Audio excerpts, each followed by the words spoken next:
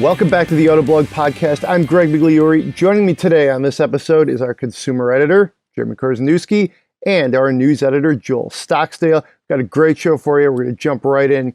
Today, this week, was sort of like the Los Angeles Auto Show. It wasn't. This is one of the times it historically has been, right before Thanksgiving. We had a lot of cool cars that were revealed.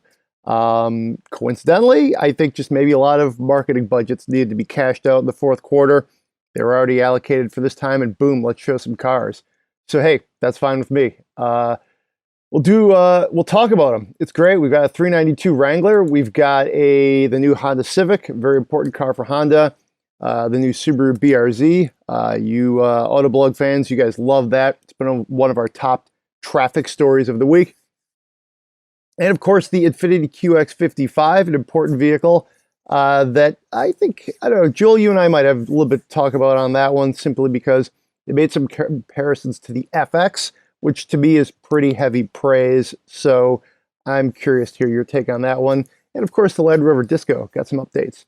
We have a feature section where we're just going to riff on all sorts of things we found on the internet. Finally, we will spend some money. Let's jump right in. BRZ. I am generally pretty happy with it. I wrote a piece this week just kind of breaking down some of these reveals. I would have liked to see just a sconce more power out of it, maybe a little bit more torque. Didn't expect that they would do anything crazy. I didn't expect them to Hellcat it, but hey, they gave it some more power, and you know, it remained true to what it is, which is fine. Overall, I like it. I thought the styling got a little busy, but still pretty attractive.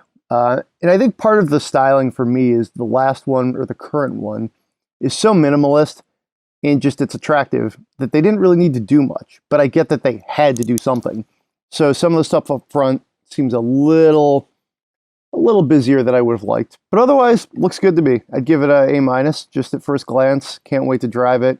But that's where I stand. What do you guys think, BRZ? I think it's cool. I'm really looking forward to getting behind the wheel to see what the new powertrain feels like. It's cliche right now to talk about the BRZ lack of power. It is what it is. And Subaru, I mean, I don't know, to their credit, I guess they're sticking to their guns and not giving a super powerful engine. What is it? 228 horsepower, is that right? Is that what the new one is? 223, yeah. I want to say. 220, between 220 and 230, we could look it up. But yeah, it's I don't know. I'm expecting it to be really great to drive, just like the last one was. One of the most fun cars you can have on like a short racetrack where you're not really concerned about top speed. You're more concerned about maintaining speed in the corners. That's the BRZ game, and it's a ton of fun to do. It's less fun to me on actual roads, though, because it's hard to worry about maximizing corner speed and keeping up momentum when you're dealing with other cars on the road, and I don't think it's the safest thing in the world to do. And that's where something like, gosh, I don't know, a 5-liter Mustang GT is a lot more fun. You got the little blips of throttle, smoking tires, that kind of thing is always fun.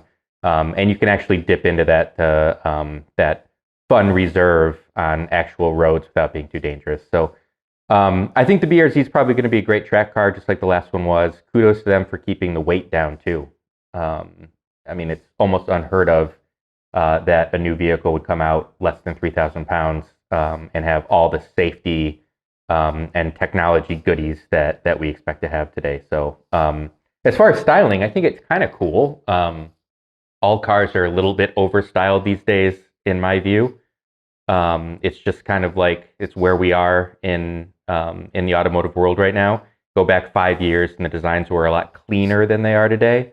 But I think the BRZ is visually interesting. The kind of bulbous fenders look kind of neat. I'm not so sure about the rear three-quarter view in pictures. I want to see it in person. But yeah, definitely excited to sit behind the wheel. Joel? Yeah, so I know that we've talked about like power and things, but I don't think that the BRZ and FRS are necessarily underpowered. But my problem is the power curve. Right in the middle of the rev band on the current models, there's like this torque plateau or even kind of like a little dip where like you can feel the power building for a little while and then it just kind of like stops, and for like a couple thousand RPM it just isn't doing anything, and then you get sort of a Honda VTEC moment where it suddenly starts picking up again. And with that dip right in the middle, it makes it feel really, really slow in everyday driving, and it's really frustrating. Uh, like if you take a Mazda Miata, for instance, it's actually fairly punchy in the mid range, and it's got short gearing too. And the Miata does not feel as slow as a BRZ when it comes to acceleration. And I mean, I feel like it really comes down to that power curve. And so, like, if they fix that power curve, I think it's going to be a whole lot of fun to drive. And like 230 horsepower in a car that weighs just under 3,000 pounds should be fairly entertaining. I mean, that's comparable to like a Honda S2000 or a Mazda RX-8, but just new. So I think it should be a lot of fun. I'm still sitting with the design. I'm not sure how I feel about it. Like, there are aspects I like about it. I actually kind of like the back end of it. I'm still not sure about the front. It almost looks like a tiny Ferrari, which I suppose is maybe a good thing for some people. I don't know that it's necessarily a good thing in my book. I'm kind of looking forward to seeing Toyota's take on it. But I'm not totally turned off by it. If it's a great car to drive, hey, I don't care if it's not the prettiest thing on earth. I do actually like the interior, and the digital instrument panel I think looks really cool. It's not trying to be too fancy and graphical. It's actually almost looks a little bit retro. Maybe some people would think that looks a little cheap, but I think it looks cool. But overall, I'm excited. I think it'll be a fun car to drive. I agree with you. I think that interior looks, it's a good step up from what we currently have with the BRZ, which is, to be fair, a pretty old car. But, I mean, when I think of what really drew me to the BRZ and the FRS, then the Toyota 86 as it eventually became, it really is like the steering, the handling, the just that manual transmission, such a good gearbox, a little challenging to drive even. I actually thought it was a decent car in the snow too, with snow tires on it. Just that like low center of gravity of the weight distribution made it, well, let me put it this way, good car in the snow isn't probably the right way to put it, but if you're not going far and you know what you're doing, it's okay. Let me put it that way. So it's a BRZ. I think it's really good. Go ahead. And actually, one other thing, I just remembered something that James Riswick commented that I completely agree with him on. I hope that part of any weight gain is some additional noise insulation, because the current 8.6 and BRZ are really, really loud on the highway. Mm-hmm. They're like, I do think if you need one car, like if you're an enthusiast, you need a car that can carry some things, but you want something that's sporty and affordable. The BRZ is a great way to go, but boy, it's hard to live with if you're doing a lot of highway miles. It's just lots of wind and road noise, and it can get kind of tiresome. Like if they could just quiet it down a little bit more, it'd be an amazing all rounder. It's a rough car. It's a loud car. A long time ago, I actually, when I worked at Automobile, it was one of the All-Stars we drove all the way from Michigan to New Orleans. And I was in a BRZ for a good chunk of that drive. One day, I think it was largely through like Alabama in February. It was pretty cold. And yeah, man, when I got out of that car, my back hurt. So, yeah. It's kind of a gritty engine. Kind of a gritty yeah, kind of it's definitely not like one of those super smooth Honda 4-cylinders. It's definitely a little rougher around the edges, a little bit gruff, but never really bothered me. But I also didn't drive it through the great state of Alabama in February for hours on end, so that would probably not be nearly as fun. It wasn't bad on the expressway, just cruising, but it got tiring. Mm-hmm. Well, I do feel like kind of a gritty, rough engine is sort of a Subaru signature in a Yeah, lot of that's right. ways. I'm Yeah. curious, would you guys like, there's always this like auto journalist like theme here that like, well, if I lost my job, this is one of the cars I would buy. It's like this car, it's like the Mazda 3, it's the GTI, it's the Miata, it's the brown BMW Wagon 3 Series, 5 Series used that you find somewhere, and then usually the BRZ. Over the FRS or the 86 for whatever reason, maybe just there's a little bit of Subaru predisposition gets thrown in there. Would you guys put this in your like sort of short list of like an enthusiast car if you needed to drive something that was your own for a long time? I'm much more eccentric than that, so no. I mean, I would buy something old and seemingly ready to break down on the side of the road at all times. That's kind of more my automotive passion. I think the BRZ 86 would be on my short list. I think probably. Well, there's actually like there's a decent number of like good, affordable, kind of practical-ish fun cars out there. But yeah, it would probably be on my short list there with like Civic Si. Civic Si would be really high on that list Civic Si is pretty great. because it's comfortable, it's sporty, it comes with good hardware. It's cheaper than I think both the BRZ and like the VW GTI, which would also be high on my list. And actually, I think Hyundai Veloster Turbo would be high on my list too. That's a nice start. You know what I also like? I hope I didn't cut you off, Joel, but it just popped into my head, so I'm spitting it out. Fiat 500C Abarth. It's got like the dining room chair seating position that nobody really loves, myself included. But I just have so much fun driving that car, and it's got that top that rolls down. You can really hear that crazy exhaust. That would be up there. I'd have fun with that. Yeah, I would. 500 Abarth is good. That'd be a little lower on my list just because it's a little less powerful. It's not as practical. I'd be a little bit worried about long-term reliability, but I do love them. And Jeremy, we've actually talked about this before. We both like them quite a bit. Yeah, it's one of the few things that Joel and I agree on. I mean, yeah, we have we're quite a bit different in age and automotive passions, but we agree on the Fiat Abarth. So we've at least got that going for us.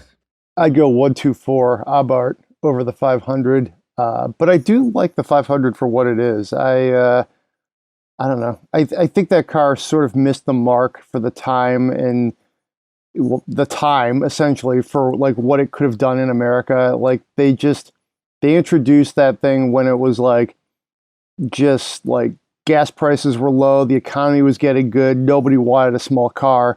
Had they introduced it maybe 3, 4, 5 years before they did, who knows? Maybe a little bit.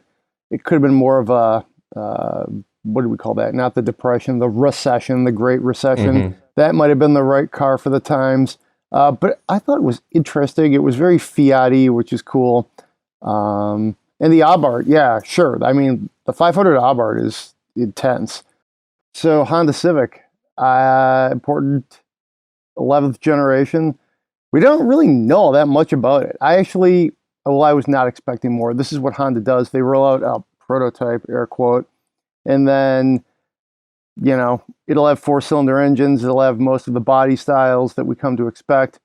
Interior, actually, that sketch they put out, I think is a fairly big departure from like the current Civic. I mean, if they could do something close to that, aesthetically, it looks really good, I think. But for me, though, the big question becomes is how are the materials? Sometimes a base Honda can feel pretty cheap, and then you move up, spend a couple more grand, and they start to look pretty reasonable, which is what you could say about a Ford or a Toyota or a Chevy in this segment. But, I don't know. I think this looks promising. I always go back to 10 years like Jeremy does. Like, I could, I think the big Civic stumble was the 2012 edition or 2011, whichever year it was. Then they had to rush the redesign out. Whenever they do a new Civic, it's always kind of like, whoa, They didn't screw it up, did they? Okay, they didn't. And in this case, I don't think they screwed it up. It looks pretty good to me. And again, we'll see how it rides and how the interior is and all that good stuff. But I will say this, they just crushed it with the 10th gen. So it's kind of like, I mean, I in some ways I feel like the styling got a little weirder than I would have liked to have seen. But again, the interior looks promising. So that's my 10-cent analysis. Joel, you're a Honda guy. You own a Honda. How you feeling about this? Yeah, so overall, I'm quite pleased with it. I think it looks really good. I like the proportions. I like the long, low, flat hood and the short rear deck. I like that they cleaned it up a lot. And one of the big things with the last generation Civic is that I thought the sedan was the ugliest of the bunch. It just it had a little bit too much going on. It had kind of a frumpy roof line and trunk, and that's all gone. That's all been fixed. In some ways, I think they may have gone maybe just a little too conservative. Like the flanks of the car look almost a little bit too just smooth and clean. Like, I feel like if you took a picture of just the doors of that car, you'd have a hard time telling it from like a Kia Forte or a VW Jetta. But on the whole, I think it looks really good. I like that the sedan finally looks good. I'm excited to see the hatchback, and I'm really excited to see the SI and Type R when those eventually come out. I'm still kind of sad that the coupe has been dropped, but the fact that the sedan looks good now, and the hatchback probably will too, makes me feel a little bit better, because with the previous generation, if the coupe hadn't been there, it would have been disappointing, because the coupe was by far the best looking version of that car. And for the interior, I think the interior looks really nice. I've got high hopes for it. Honda really nailed the interior on the Honda E, and that's a really small, kind of affordable car that has a fairly kind of premium looking interior. So I'm generally optimistic. I'm looking forward to actually knowing more about the specifications, because we've got nothing on that right now. I was a little surprised considering there aren't that many opportunities coming forward to reveal cars, that they didn't just like sort of drop out everything, here. Like, why even show a prototype? Like, I think a prototype makes sense in the old traditional auto show sense of like, hey, there's LA, but then we know Detroit's going to be coming. And I mean, that's the playbook right there. Show the prototype in LA, show the production car in Detroit. It goes on sale end of the first quarter, away we go. So I was a little surprised, like, when are they going to show the actual car? So that's a little weird. On the other hand, maybe they don't need to. My thinking maybe is a little dated, like, just that's close enough. Then they'll do like another Twitch stream and away we go. But to back up, I want to give them credit for using a Twitch stream. That to me was very with the times, very try to reach a new audience, people who maybe don't even care about your car, but they're on Twitch. Meet the potential buyer where they're at. Civic buyers a lot of times, are younger, and obviously they have their own very hardcore enthusiast base as well. But I don't know, I thought that was actually a pretty savvy move. And there's really no loss, because if you didn't watch it on Twitch, you could just watch it somewhere else or look at the replay. It wasn't that big a deal. They did it at like 10 o'clock on a Tuesday. So, I thought that was a smart move. Yeah, I agree with that. Like, I think they're definitely hitting their target audience with a Twitch reveal. Kudos to Honda for being the first to use that platform. As far as the actual vehicle, I don't know. I'm waiting for more. I'm currently unimpressed. I think the vehicle itself, I agree with what Joel said, that it maybe is a little bit too sedate. I don't think that was exactly his word, but like understyled or something like that. But sedate is kind of like the word for me. Like, do you remember when Volkswagen had like, they kind of had like an enthusiast Jetta. Like, people liked it. It was stylish. It was European. It had a lot going for it. And then they kind of dumbed it down appearance wise for the American market. And this Civic actually reminds me of that a little bit. They lost a lot of the uniqueness. I think with that we've come to expect from the Civic. I feel like the Civic has always been a little bit of a risk taker in design, going back to putting in stacked interior like gauge clusters. The most recent one was a radical, not the prototype we're looking at now, but the current one that's on sale was a radical departure. They came out with the hatchback. It's got these like over-styled vents all over it, and I don't know, like I feel like that's more their target demographic, and the current one, or the new prototype that they've just released and showed pictures of, kind of looks like a cross between a Jetta and a Cadillac CT4 or CT5 to me. And I don't know why they did that, like made it more adult looking, and I don't really think that's the direction that the Civic should go in.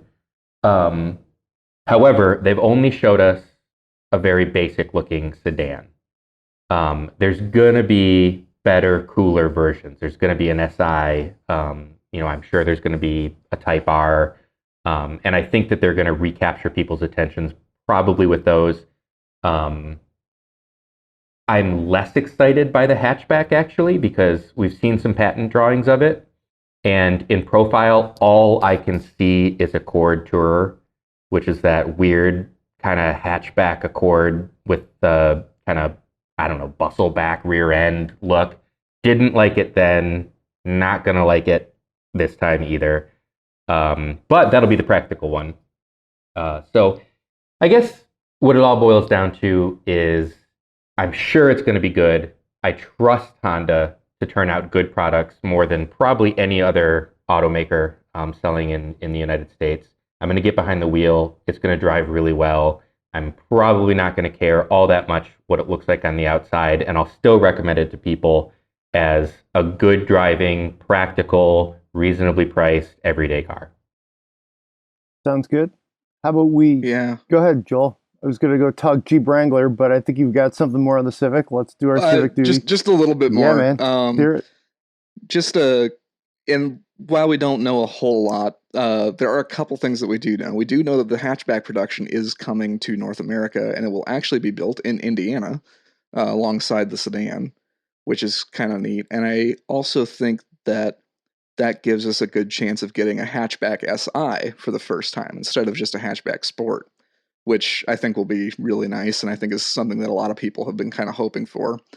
The reason we didn't have a hatchback SI for the previous generation was that the SI was all developed by Honda North America, and they just used the 1.5 liter engine that was available in the sedan and coupe, and that's because those cars were being built here. The hatchback was built in England, so I'm hoping that because all that production is coming here, that Honda North America will have more of a chance to mess around with the hatchback and give us a sporty version of that, especially since we're losing the coupe. Yeah, the coupe is, I think, one of the downsides. I'm glad you mentioned that again there, Joel. I really like the Civic Coupe. I think that's a little kind of a wah-wah that they're getting rid of it or not doing it for this generation.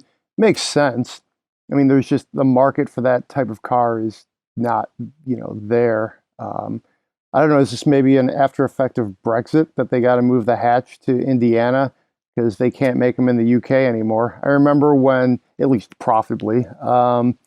So I don't know, kind of odd tangent there, but yeah, who knows? Brexit helps us somehow. I don't know.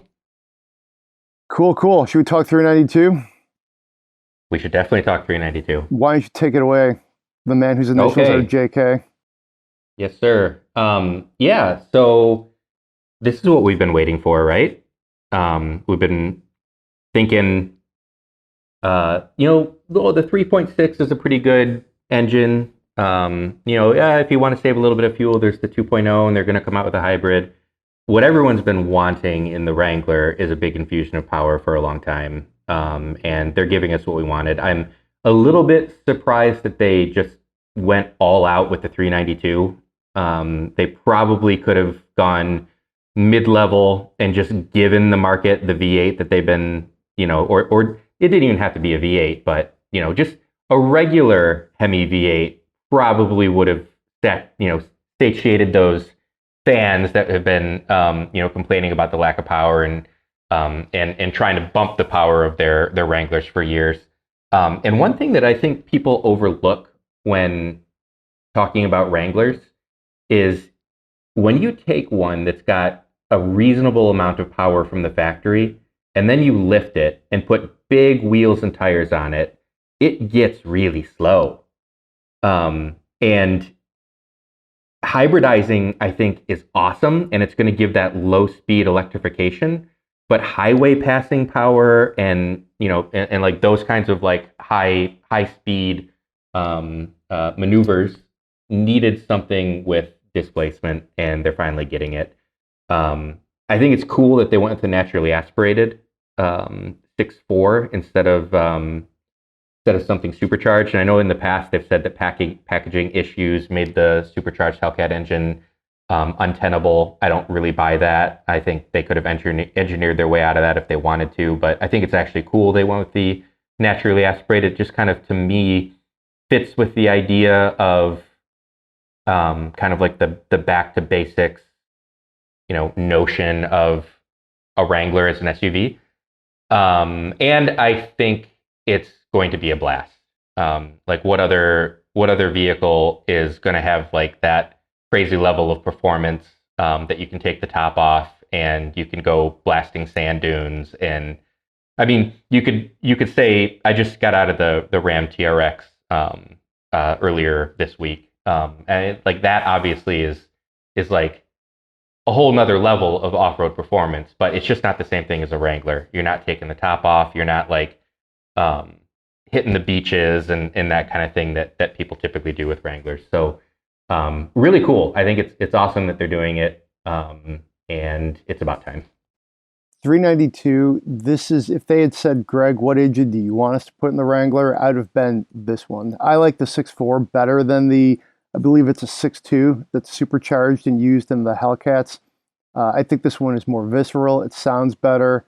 It's truer when you drive it. It's more linear. I mean, there is no displacement for naturally aspirated displacement like this. I think it's one of my favorite engines in the Charger specifically, but it's good in everything that they put it in. Mm-hmm. So brilliant move, I think. And I think it really, 470 horsepower, that's going to be a lot in the Jeep Wrangler, I think. I think it's really going to change just a little bit of the essence of its drive character. Not what the Wrangler is, but I mean, now you've legitimately got like a hot rod engine, in there. Mm-hmm. I think if they needed to like kind of wedge the Hellcat in there with the supercharger, I mean, at that point, you just drive without the hood on, like you're some sort of like 1930s like hot rodder, which would be amazing. Hey, you don't need doors, you don't need a windshield, you don't need a hood. Yeah, I mean, exactly. Sounds good to me. I could just picture somebody like riding around, I don't know, maybe they have like a bunch of land or something, and that's like their thing, is they put the Jeep in the barn and have all the doors and things off of it. Mm-hmm. And so it's covered, of course. And then when it's time to go cause some trouble, away you go. And yeah, why would you need a hood? Doesn't make sense to me. You don't need a windshield. So exactly. I guess you do need the hood to put the windshield on when you fold it down. Thinking. You're thinking too rationally, right. Greg. Just rip it all off. We're hot rodding this thing. At some point, it's just like seats in a chassis with a Hellcat mm-hmm. engine. That kind of sounds like something Dodge would do for the next generation of the Challenger. We're headed that direction, aren't we? They're like, we've got this like 20-year-old Mercedes platform. What can we do to make it different? No body, just an engine. The funny thing is, we could all see that coming to SEMA at some point. Like, oh, okay, yeah, well, we've just been waiting for this. It's basically the Ariel Atom, but as a Jeep Wrangler. That sounds terrifying. I don't know. What do you think, Joel? Yeah, Joel, what do you think? I mean, I'm surprised they haven't done this sooner. Yep. I mean, we've had years and years and years and years of people swapping in LS engines or small block Chevys or even Hemi V8s into Wranglers. And Chrysler is known for, hey, we've got a really old car. What do we do to spruce it up? more engine, just Mhm. more, put more in it. That's all. That's their kind of like go-to move. And so it's shocking that it has taken this long. And I think Jeremy made excellent points. Yeah, like when you're lifting something and adding big tires, like that's more weight, that's taller gear ratios, and at a certain point, that V6 is going to feel painfully underpowered if you're going crazy with the off-road modifications. Uh, and like the fact that there's been so much aftermarket support for like V8 swaps and Wranglers, there's definitely a market for this. I think they'll sell plenty. And I think that not just the V8, but also like the hybrid, which I'm super excited about because it gives you like usable electric range and pretty good fuel economy. And it's going to be the second most powerful Wrangler you can buy. It has nearly as much torque as the V8. I think having this giant powertrain option list is going to keep the Wrangler relevant, especially now that the Bronco is coming out. I mean, you have two engine options for the Bronco. You've got the Turbo 4 or the Turbo V6. Go with Wrangler, you can have a gas V6, you can have a Turbo 4-cylinder, you can have a turbo diesel V6, you can have a plug-in hybrid, you can have a V8. You've got a big range of options. You can go for crazy power or crazy fuel efficiency or something really affordable. I think Jeep has a real selling point with all of these different powertrains. And I think that's going to be really important because the Bronco is a serious machine. Ford did not pull any punches when they developed that. Yeah, I think the Bronco is one of those things where like the rising tide is going to have to lift all boats. And I feel like, I mean, you guys remember just a few years ago, the Wrangler was literally the same for years. It didn't change. They'd roll out a new generation and it would look the same. And that's fine because that's what everybody wanted. And there was no other competition. The powertrain, I mean, geez, for a while it was that old 4-liter V6, which was like, Inline Straight six. straight six, yes, of course. Yeah. And We don't want the comments going crazy. as I literally was saying it, there was this like parking brake or like emergency brake going off in my head saying it's a straight six, not a V6. But I mean, what was that, like an AMC motor or something? And they were still using it like not that long ago. So it's, I think now that there's such a formidable competitor out there that is so appealing. Like the Bronco has immediate crossover appeal. Like people love it. I mean, it's just, even if you don't like cars, you're like, what's that thing? That's cool, and immediately it's, I would say, almost cooler than the Wrangler, which is not a place you want to be. But eventually some of this stuff will, fade away. Like just like we saw with the Gladiator, that was the best thing since sliced bread a couple of years ago. And now it's like, okay, there's other things. And, I mean, just all of the scope that you could get with all of these powertrain options, I think is like, if you're really going to like compare them, the Wrangler is, once again, to me, it's like, it's a 50-50 thing. I wouldn't look at the Bronco and say, oh, slam dunk, it's better because it's newer. It's got this great 1960s themed styling. I mean, yeah, that's amazing. It looks cool. But I mean, especially around here, and once they like have a couple years, it's not going to be the coolest thing on the block because it will reach that, like all the early adopters will get them. And then it'll be like, well, wait a minute, the Wrangler, the Jeep, that's cool, So, and hey, you could get a hybrid Jeep. That's amazing, And Joel, or maybe Jeremy, you said this, like you really could get it in any flavor you want. If you just want that Pentastar V6 for like a reasonable price, still looks like a Wrangler. You're going to do everything you need to do off-road. You don't need the 392 to like do the Rubicon. So it's there for you. And I really think this current generation of Wrangler, they really got it right. They tweaked just a few things like the headlight and some of the like the window sizes and the belt line, really subtle things that you don't notice at first. Even like the wheels and then like the clearance between the wheels. If you don't look closely, you don't see it. But then when you look at like a previous gen and then the current gen side by side with like the headlights, it's like, oh, of course, this is such a more contemporary vehicle. It's still the Jeep, and that's cool. So, I mean, Yeah. it's this 392 is, I think, going to really. I wrote this earlier this morning too, that I think this takes it into almost like not into G class territory, but it outguns the G class, the 550, I want to say, with 460 horsepower from the bi-turbo, as they like to call it, V8. Your Wrangler has more horsepower.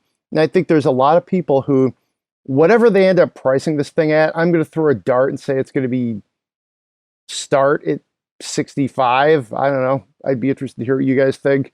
You get a couple options. Suddenly your Wrangler's like 75. That's a lot of money for a Wrangler. Still 50 grand less than a G class. So, but it's also maybe that kind of appeal that it's cool. It's essentially a luxury item, but you're not driving a Mercedes. And I actually think in some ways that's the new luxury right now, is like people don't want to drive these old money luxury cars. They'd rather drive a Jeep, get everything on it, and roll it that way. So I don't know. What do you guys think this thing's going to cost? Curious. Okay. Asking for a friend. So the TRX comes in, starts at $69,995 with the big Hellcat and the crazy suspension and all that. So I'm going to say the Jeep will be a little bit less than what you said. I'll throw out $59,995 and say that's where they'll start it. It's interesting too, because the Scat Pack, those for a while started in the low 40s with this engine, like in the Challenger and the Charger. That's just not how I think they would position this. And those were like very basic cars too. Like it was like you got the motor and that's what you got. It was basically like a Charger SE with this huge Wampin V8 in it. I don't think that's going to be the play here, but just another theoretic. Yeah, I think they're giving it like they're treating it definitely as a high-end trim. For sure. As they should. Yeah, as they should. And now that we know that the 6.4 will fit in there, it does leave them room to put a smaller Hemi in on a lower trim. Like, if this proves super successful and they start losing ground to the Bronco's turbo V6, maybe they will come with a mid-level V8. Last thing that on this topic that's like sticking in my head, and you guys maybe have other thoughts, but that the Gladiator's coming. Like, they're gonna do it, and I think it's gonna be based on the Mojave with its different suspension setup, and it's already got the hood and everything that they're using. Like, you gotta believe that's not far behind, right? Yeah, I think you would definitely stick it in the Gladiator, and it's perhaps an even more natural home than the Wrangler, just because the Gladiator it's a large vehicle, it's a truck. There's definitely precedent for having trucks like this. I mean, I wouldn't call this like a Lightning or something like that, but I mean, at least you're starting to go down that road, like a powerful truck. And the Gladiator, again, is a little bit something different than that F-150 ever was. But yeah, man, it's fine with me. The only thing that I'll mention with Gladiators, and I was seeing some of our colleagues from other outlets discussing on Twitter and things about that a potential hindrance to putting the V8 in the Gladiator could be cooling, because they do a few little changes to improve airflow, and also I think they add like an extra transmission cooler to the Gladiator just with the V6, and that's all going to take up some space. And so if you get this bigger, hotter engine in there that's taking up extra space, you may have some difficulty getting it cooled down and still being able to maintain things like towing and cargo hauling requirements that they want to meet. Right. Yeah. It is the tow rating. You're absolutely right. Like, that would be the issue. And it is it's a pickup truck, so it does have different kind of criteria for buyers and what they're looking for. I'll just counter with don't put it past engineers to come up with a solution. Like the solution on the regular Gladiator was to make the grill openings a little bit larger compared to a Wrangler. Like, that's not such a big deal. Like, with fans and other air intakes and openings to exhale and all that. Like, I imagine that they could figure that out, but I guess we'll see. Yeah, and that's certainly true. And I guess regardless of whether they figure it out or if it takes time, I'm guessing it'll probably be like another year or two before we see anything like that, just because, I want to give the Wrangler V8 some room to breathe. They don't want to come straight out and be like, hey, we're also doing Gladiator V8. Yeah, you don't parse that out over time. Don't want to give buyers a reason to hold back, right? Mm-hmm. They will wait until Ford shows the Maverick or something, and then they're like, "Oh, hey, by the way, we're putting this big V8 in the Gladiator." So it goes. So here's a couple more reveals. We'll wrap this segment up with. We've got the Disco got an update, kind of like a mid-cycle refresh. It's a Turbo 6, and of course the Infiniti Qx55. Let's start with the Land Rover. The Disco, I would say, is one of my, and I generally like Land Rovers, but I find the Disco to be relatively boring in the Land Rover lineup. Give me the Velar all day, and the Velar is only about $4,000 more. So to me, there's not even a comparison. Or for less money, you could get a Defender, like $8,000 less. So, to me, the Disco is kind of like the middle child in the lineup that just doesn't do much, for me. But Land Rover's making it a little bit better. Check out the piece on Autoblog. This is written by Zach Palmer. He kind of lays out all the different things that are going on. The diesel's gone, but there is a new turbo inline 6. Some interior upgrades. Otherwise, that's about it. I mean, this to me, is so, like I just said, straight out of Los Angeles Auto Show Central casting. Like a Land Rover, so they usually do it on one of the coasts. It's like a mid-cycle refresh. Otherwise, they probably would have saved it for maybe Detroit, but more likely Frankfurt or some European reveal or something, or maybe Paris. Land Rover, mid-cycle refresh. This is the most L.A. thing ever as far as as auto show reveals go. I don't know. I think they did what they had to, though, to make it competitive or keep it competitive. Yeah, I'm more of a Defender kind of guy too. Yeah. Just like what you just said. But I think the Discovery it's a very handsome vehicle. They've got a 296 horsepower, 2-liter turbocharged 4-cylinder, which is I think going to be the base entry level engine. And then there'll be a 3-liter turbocharged inline 6 for people who want to step up from there. I don't know what it is exactly about the Discovery to me, but I don't know. It doesn't excite me. Kind of like what you just said. The Velar I think is exciting. The Defender is exciting. The top shelf Range Rovers are exciting. I don't know. The Discovery is fine. It's,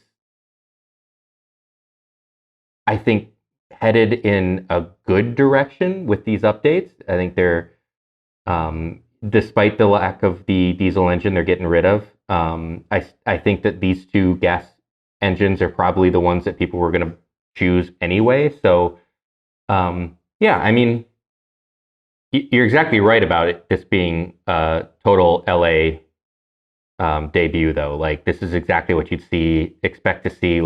Pull the covers off the new Land Rover Discovery in Los Angeles for the auto show. That's the right play. But I don't know. Maybe it's my Midwesternness standing out here, but I'm just not particularly excited about it. Any thoughts, Joel? Yeah, I'm with Jeremy. I just there's just nothing that really excites me about the Discovery. I mean, like you guys said, I think the updates are good. I think the straight 6 will be nice in it. And I mean, it's based on the F-Pace chassis, which is really good to drive. But I think you guys were I'm looking at pictures of it, and I'm I think one of the problems it has is that I feel like it doesn't really have an identity anymore. You have the Evoque, which is the funky, trendy, affordable entry-level one. You've got the Defender, which is the like classic retro, like ultimate off-roading version of a Land Rover. You've got the Velar, that's the like flashy, stylish, chic, road-going, cruising kind of Range Rover. And then you have you've got your like kind of traditional Range Rovers, which are just sort of the top, they do everything. And then Discovery just sort of seems like it's there. And like even design-wise, it just doesn't have anything that makes it super distinct. If you look closely, you'll see little tributes to the older Discoveries. Like you can see just a little bit of a hump over the back of it, kind of like the older Discoveries and like the LR3, I think it was. Yeah. And it's got sort of the funky asymmetric rear hatch, but otherwise it kind of looks like just a slightly smaller like Range Rover Sport or Velar. I don't know. There's nothing that really makes it stand out. Like it feels almost a little bit like a knockoff of kind of like the bigger Land Rovers. And I feel like the Discovery used to be a much more distinct machine. And I think it's just lost that, and it's hard to get excited about that, especially when there are substantially more distinct models in the lineup now, like the Defender and the Evoque and the Velar. Yeah. Well, historically there hasn't been a Velar, so there's that. You know, in some ways, it's almost like Land Rover is a victim of its own, like, you know, risk taking. Like they're like, hey, let's introduce this new model, let's try and get some new people in here. And then boom, all of a sudden their existing thing looks kind of dated and plain compared to the new Velar, which I think we all agree we like. Yeah, I mean, touching on that point, the good news is the updates we're talking about with the, you know, the engine change and the inline six, that's coming to the Velar too. They announced that, let me make sure I'm speaking accurately here yet. For 2021, yeah, they're going to get the hybrid electric powertrain with the inline six and the 48 volt architecture. So that's coming to the Velar too. So the things that we're excited about and we think are a good move in the right direction for the Discovery are coming to the one that we prefer anyway. But still, like the big, I think it's hard. It's going to be hard for them to point people in the direction of those vehicles when they've got that Defender out right now, which is kind of like the new hotness in the segment. I think that's going to bring a lot of people into dealerships, and I think that's probably the one that that people are going to be driving away with too. Let's talk about one more reveal here that I think is, again, very LA Auto Show style. That's the Infiniti Qx55, which I think looks pretty good. It's you know, they're comparing it to the FX, which I think is pretty heavy praise. It's, you know, I mean, I was going through the press release and they made the comparison. Usually we're the ones who try to like make these spiritual successor comparisons, but no, they're basically saying, remember the rear wheel drive FX with the long hood, the like kind of chopped roof line? Hey, this is its spiritual successor, this QX55 thing, which I'm not sure I buy that, but it makes some sense. It's definitely a very styled up crossover coupe thing. It's all-wheel drive, not rear-wheel drive. Proportions are certainly a lot different. It's more kind of like pushed together versus like the FX. But that was a great driving crossover. That was, to me, almost like a sports sedan that happened to be a crossover based on like cargo hatch and like ride height. Brilliant vehicle as far as I'm concerned.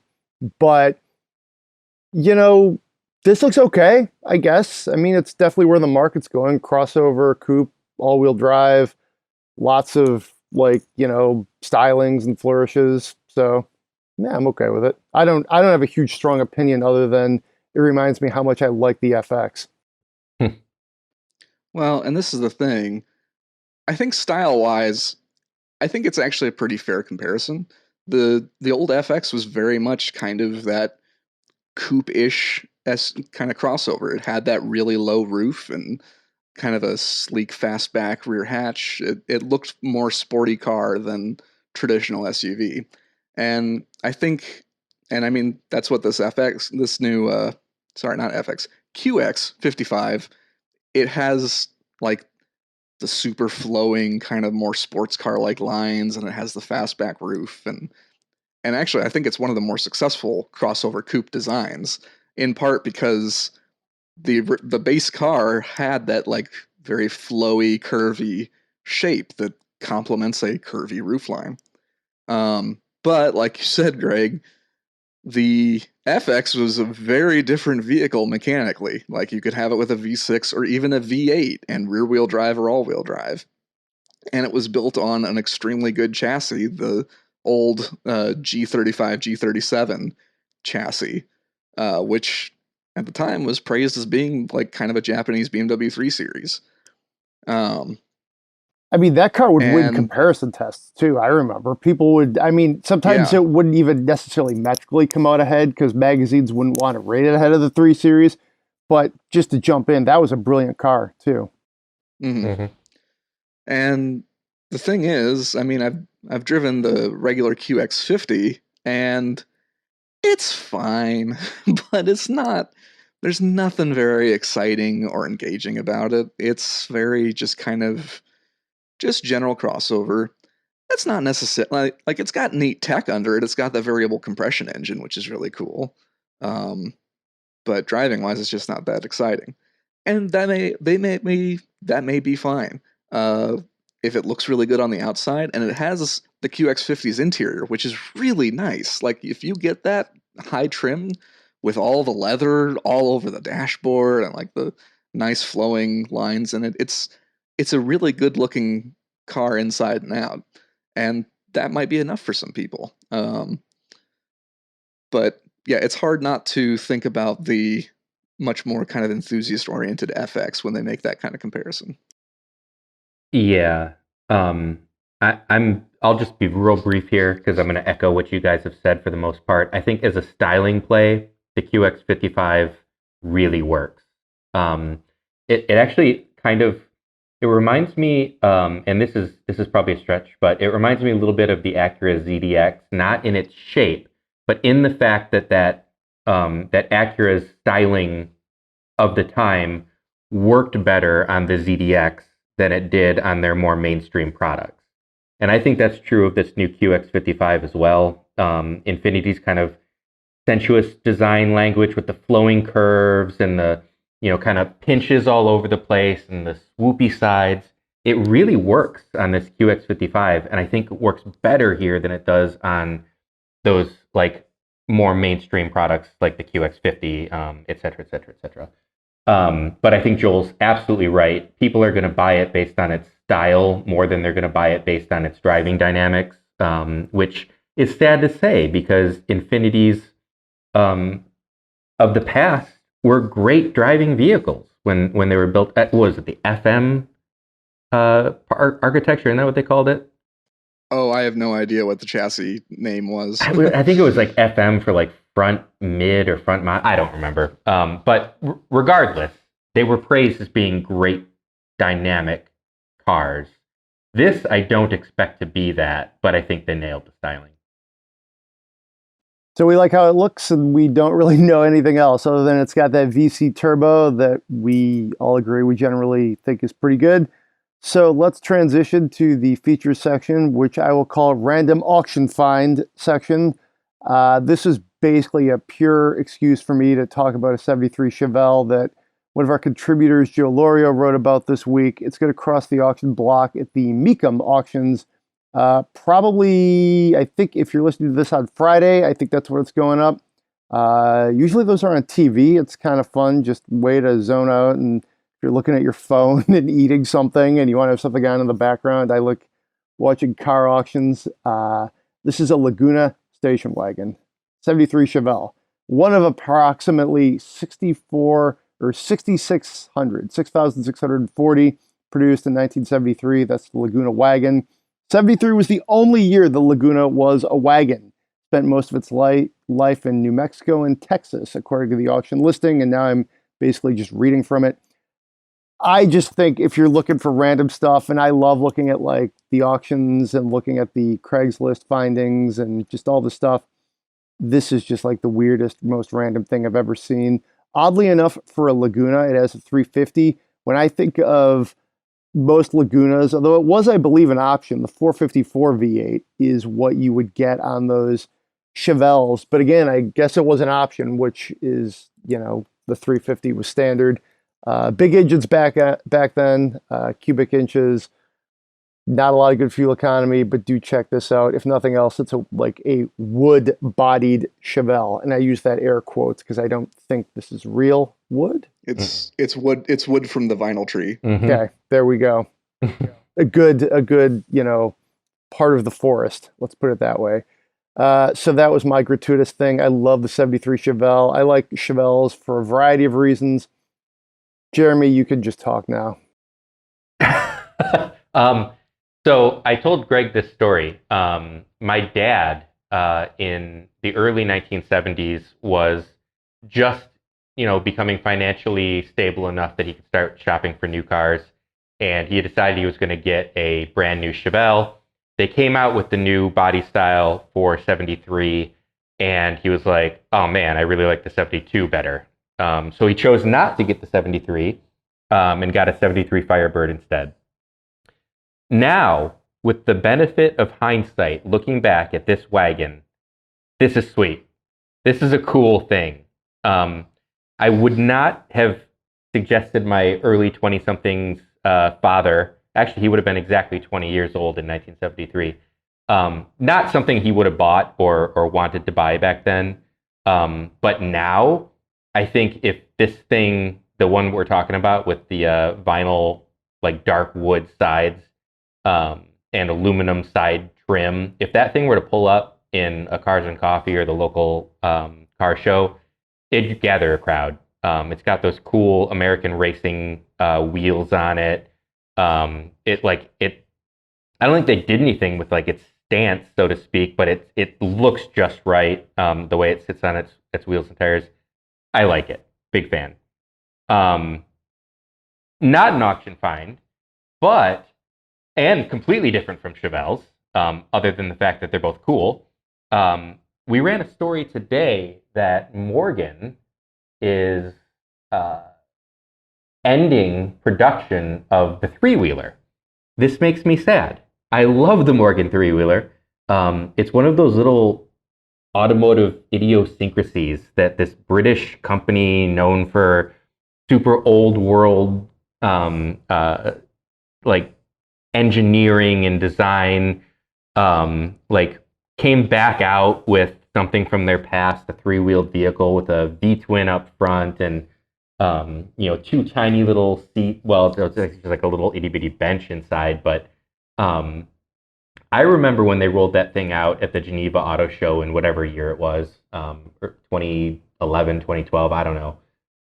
And that thing got the biggest crowds in the entire auto show. And, remember, this is Geneva where all the craziness comes. Bryn Speed and Barrow and all these little itty bitty boutique manufacturers that you never even heard of. They roll their designs out in Geneva, and everyone was just surrounding this three-wheeler. Coming to an end. We saw this eBay find of the day. Greg said he wanted to talk about it, or Craigslist find of the day, whatever it was. I don't remember, but that made me start thinking about the three-wheeler when I saw that it's ending production. So I fired up the classified ad machine. Thank you, Google. And I found that early Morgan three-wheelers, 2013, 2014, they're selling for just over $40,000 right now. That is a lot of money for a fun little toy, but I don't think they're going to lose value. So I don't know, is now the time to buy that Morgan three-wheeler that you've always liked? It's headed out of production. It's has it depreciated as far as it's going to depreciate? We don't really specialize in that kind of thing, predicting values on Autoblog. But I don't know. I'm wondering, is now the time to go out and get that super fun little crazy Morgan three-wheeler, park it in your garage and hold on to it for 10 years? You could trailer it behind your Chevelle Laguna station wagon and probably have some fun. And I think it could be the time. I don't know. I agree with you that as we sort of stereotype the auto shows, a Morgan three-wheeler is very Geneva. Something you would see maybe in the basement with, like the tuners, and although they've been on the main floor too, as I think back to my Geneva days. Joel, you want to weigh in with something random that you could spend your money on, or not? Well, since we brought up Geneva, it reminded me, in this also kind of strange segue, about some of the other big news this week that Mercedes-Benz has taken the Nurburgring Nordschleife lap record with the Mercedes AMG GT Black Series. This is the super high performance AMG GT that is more performance than the also super high performance GTR and the already pretty performance oriented GTC and GTS and all those things. It set a lap time of 6 minutes 43.616 seconds, and that is 1.35 seconds faster than the Lamborghini Aventador SVJ that previously held the record. And I think this is pretty impressive in the sense that the GT Black Series is 40 fewer horsepower than the Lamborghini, and also the AMG GT. It's a more traditional front engine sports car.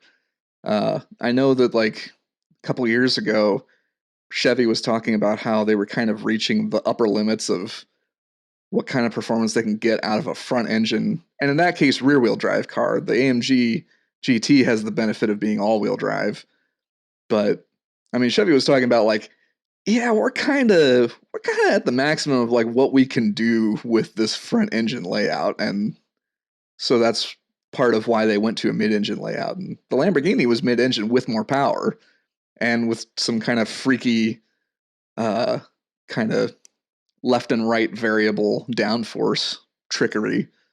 And the AMG GT kind of went out there basically just with like borderline track ready suspension and aero and set a new record.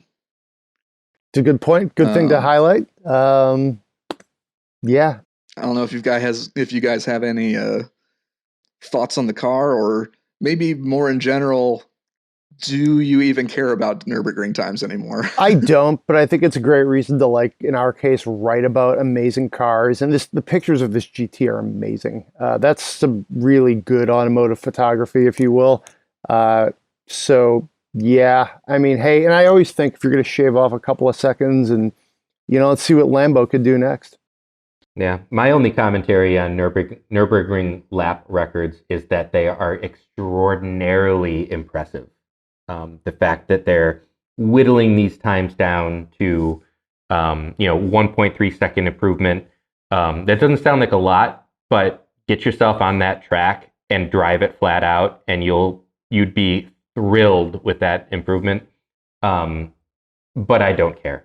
It has no effect on whether that vehicle is actually going to be better to drive on not Nürburgring than the Lamborghini or some other version of the GT. So impressive. Congratulations, Mercedes. Why do we care? I don't. Well, yeah, I think I kind of fall in between here. Like, I still think it's kind of fun to see new Nürburgring records and things, and I'm interested in them, but I think the problem that happens for a lot of people is that a lot of people just take them way too seriously. It's like, listen, you can get upset about like, oh, this manufacturer like left out the spare tire or ran slightly stickier tires or things. Like, yeah, that's not great, but also at the same time, it's like Jeremy said, it really doesn't have any bearing on how good the car is to drive in a normal fashion. And frankly, probably 99.5% of the people that might get all in a huff about this kind of stuff are never, ever going to be able to drive that car that well. Like Jeremy said, that track is extraordinarily hard to drive. It's nearly 13 miles long. It has crazy amounts of elevation change and bumpy roads and blind corners.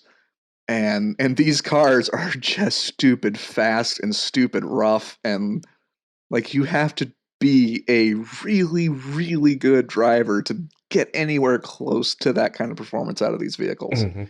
So, like, I have fun with them. I look forward to seeing new times and things, but like, I just enjoy them as kind of like a, I don't know, kind of slightly competitive, like backyard basketball between automakers. It's like it's not something to take too seriously. It's like have fun with it, enjoy it for what it is.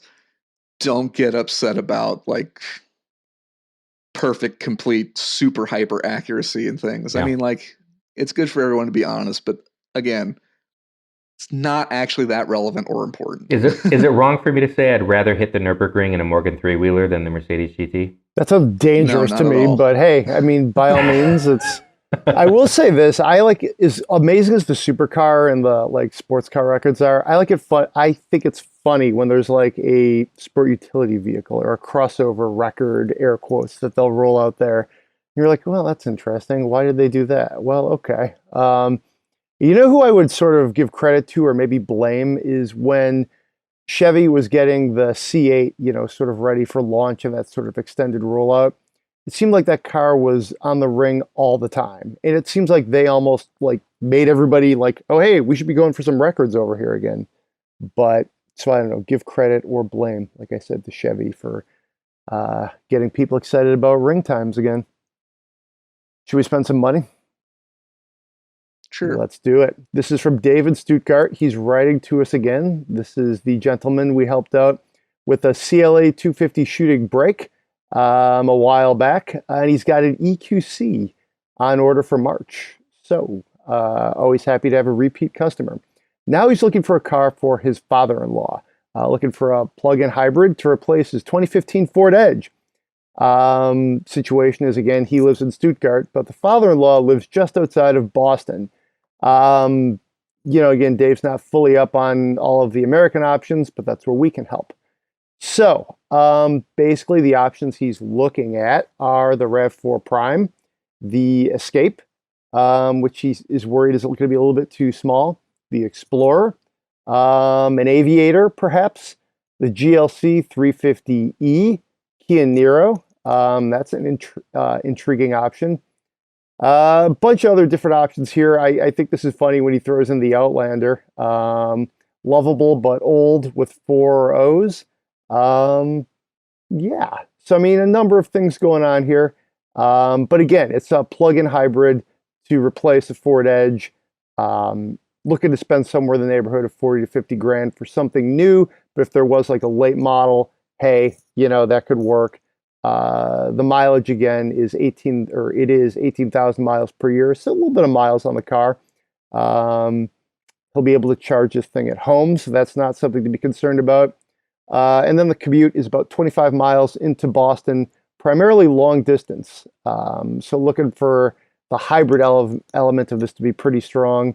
And this gentleman is 6'2" and golfs a lot. Sounds cool. Maybe we can hang out. Wish I could golf as it gets kind of cold here. Plenty of choices here. A lot of detail. Dave, thanks for running again. Hope I got through all of that. But what do you guys think? Let's start with you, Joel. Go to you first. Yeah, so he's definitely done his research. I'm impressed, and I think he's got some good options here. So I honestly think that moving from an Edge to a RAV4 Prime would not be a big deal. The RAV4 has grown quite a bit. Both it and the Escape are a lot bigger than they used to be. And like the Escape plug-in hybrid, I think would definitely be something worth looking at. I would lean toward the RAV4 over the Escape. It has a little bit better range, and it's much quicker, and that would be an area where coming from the Edge, which had reasonably sizable engines with decent acceleration, the Escape might be a little bit disappointing. And actually that same criticism could be leveled at the Mitsubishi Outlander. I actually think the Outlander plug-in hybrid is pretty nice, but I'd agree with that, actually. Yeah, now that it's not the only option on the block anymore, it's got issues. Mainly that the range is a little bit short compared with Escape and RAV4, and when it's running on full gas, it's not very efficient. So those are a couple reasons why I might rule out the Outlander in this case. I still think it's a decent vehicle, and if you can find one used, they're getting pretty cheap, which is kind of nice. I would say that the Nero is definitely too small if you're concerned about size with the RAV4 and Escape, because the Nero is even smaller. And actually, X3, I can't remember for sure if we do have a plug-in hybrid version of that right now, but it's also on the small side. But yeah, I think RAV4 Prime would probably be my first pick, maybe Escape second. If you can wait a while, the Sorento plug-in hybrid I think would be a really nice choice. And the Sorento has always been sort of like this in-between size between like Edge and like Escape, because it is a 3-row vehicle. So it's a little bit bigger than like a RAV4, but not quite the same sort of size as like Edge. And from everything we've seen, the Sorento looks like it's going to be really nice, like inside and out. We haven't driven it yet, but it looks very promising. So if it can wait, I mean, I think it would be good to check out a Sorento plug-in hybrid. And the other sort of left field choice, I would suggest the Pacifica Hybrid, which has the benefit of being an American vehicle, as you mentioned in your description, that think he'd like something from an American automaker. And I mean, we really liked our Pacifica Hybrid that we had. It's super spacious. It's really quiet and comfortable. It's got good range and fuel economy. So yeah, that's kind of where I'm at. RAV4 first choice, probably Escape or Pacifica second choice. And if you can wait, check out the Sorento. Sounds good. Jeremy, you're up. What do you think? Well, I think RAV4 Prime is the right answer here. I don't think someone moving from an Edge is going to find problem with the RAV4 size-wise or tech-wise or like fitment-wise. I actually have not driven a RAV4 Prime, but I've read all about them, and I honestly I think that's, like I said, that's the right answer here. However, I live to give different choices. That's what we do here. So the Explorer Limited plug-in hybrid is a lot of SUV for a little over $50,000. The XC60 T8 Polestar is a really fun, very powerful feeling, higher end European stylish option. But you're probably looking at more like $60,000 for that, even though I would not shock me if you found some dealers willing to deal with you. And here's my far out of left field, no one else thought of this idea, the BMW i3. It's more of an electric car with a range extender. It doesn't fit a lot of the things that you were talking about, but if you were just to ask me, a person who commutes, older, maybe likes premium things, needs a little bit of space and room to carry around golf clubs, the i3 hits all those things. I don't know how much longer it's going to be on the market. It's currently on the market now. You can get it with a range extender, so long highway trips aren't necessarily going to be a problem. It's not really what I'd recommend, but it wasn't on your list. And if I'm coming up with things that aren't on your list, that one popped into mind. But as I said at the outset, I think RAV4 Prime is probably the right answer here. Yeah, I would agree with that. I'll go with a hat trick here. I think that one is, I think the RAV4 Prime wins in like all of the areas, all of the criteria here as well. It's an interesting vehicle. It took me a little while to warm up to the RAV4 in general. I liked the last generation of it. I thought they made it a little too, it reminded me almost too much of a Jeep. Like, I like Jeeps. Jeeps are great. But it seemed like this is almost like, it looked a lot like the Jeep Cherokee in my opinion. It was kind of like, geez, Toyota, this seems like a little bit like a ripoff almost. But I've warmed up to it, and I think given just the technology, the interior is okay. I think that would be the way I would go. Escape is intriguing, but I also find the Escape to be a little boring. so it's tough for me to kind of like, maybe you might drive it and like the styling, and that might be, might be sort of your like turn on, if you will.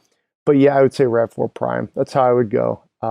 You guys have some really wild off the board choices, but I think the consensus probably lands there. So we aim to obfuscate. there we go. There we go. Mhm. This has been a pretty long show, Not guys. really. We want to be helpful, but Well, like I said, what we'll do is we'll sort of confirm what you were thinking, and then give you like 5 more choices to make you kind of like question, like, well, they said this is good, but maybe I didn't think of this. So spend my money, if you will. None of us mentioned that the Jeep 4XEs are on their way. So They're on their way, I don't know how quickly this decision has to happen, but would he consider a Wrangler? That's intriguing. I thought of that they're one, fun. but I was thinking that the highway, it sounds like it's a highway commute. Just commuting in a Wrangler maybe isn't perfect, but I mean, that wouldn't be fine. 25 miles, depending on the kind of road, wouldn't be too abusive. well, and the thing is that like I do like driving a Wrangler, and I do think the 4xe is going to be fun. But the thing is, that's such a big departure from driving a Ford Edge in terms of comfort and refinement that I don't think it would be the right choice. Right. I agree. And I think that's why none of us brought it up. You didn't comment on my BMW i3 idea. What do you think of that, Joel? So I love the i3. I think it's a wonderful little car. I think it's super cool looking. I love the construction behind it. I love that it's all carbon fiber. They handle well. They're sporty. The only thing is, if he does any kind of like long highway journeys, that could be kind of a pain, even with the range extender. I actually have not driven a range extended i3, but I have heard that the engine is a little bit raucous, and it's got a small fuel tank. So if you're doing a really long highway drive and you don't have time to do full recharges, you'll be filling up a whole lot. I feel like a lot of these other plug-in hybrids offer a slightly less compromised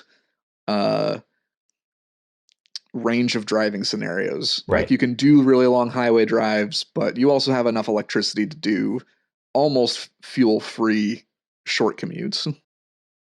Yeah. Yeah, and the other thing about the i3, not that I'm dogging my own choice, but there is a speed limit as how fast you can drive it on the highway when the battery is depleted. I experienced that myself on like an 8-hour drive in an i3 once, range extended. But I'm just going to counter, like if it piqued your interest, that kind of thing doesn't happen all that often. Like the number of times that would come into being an issue, very rarely, maybe a couple times a year. So if you hate the idea, skip it. If you're intrigued by the idea, hey, look into it. All right, that sounds good. And if you're intrigued by the idea of the Autoblog Podcast, please give us a 5-star rating on Apple Podcasts, iTunes, Spotify, wherever you get your podcasts. Guys, this has been a long, very thorough show. Hope everybody out there enjoys this and has a great Thanksgiving. Be safe, enjoy some turkey, and we'll see you in a couple of weeks.